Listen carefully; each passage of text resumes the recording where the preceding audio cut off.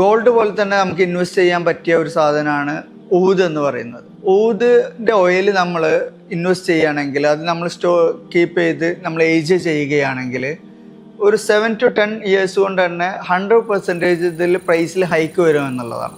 ആദ്യകാലത്ത് മിഡിൽ ഈസ്റ്റിൽ അറബ്സ് മാത്രമാണ് കൂടുതൽ ഊദിൻ്റെ കൺസെപ്ഷൻ ഉണ്ടായിരുന്നത്. ഈ ഇടയിലുള്ള കാലത്ത് ചൈനയിലും യൂറോപ്പിലും അമേരിക്കയിലൊക്കെ ഇതിൻ്റെ കൺസെപ്ഷൻ വളരെയധികം കൂടിയിട്ടുണ്ട്.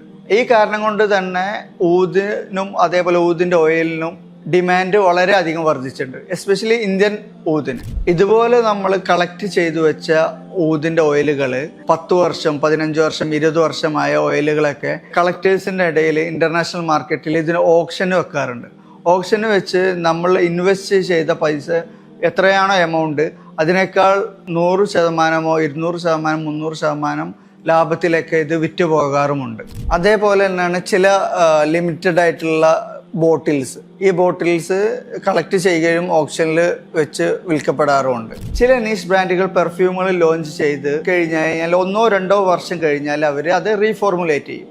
റീഫോർമുലേറ്റ് ചെയ്ത് കഴിഞ്ഞാൽ നെക്സ്റ്റ് ബാച്ചും ഇറക്കിയതിന് ശേഷം എന്താ ഉണ്ടാവുക എന്ന് പറഞ്ഞാൽ, സ്വാഭാവികമായും ആദ്യ ബാച്ചിന് വില കൂടുകയും അത് വാങ്ങിച്ചതിനേക്കാൾ കൂടുതലായി വിൽക്കപ്പെടാൻ സാധിക്കും എന്നുള്ളതാണ്.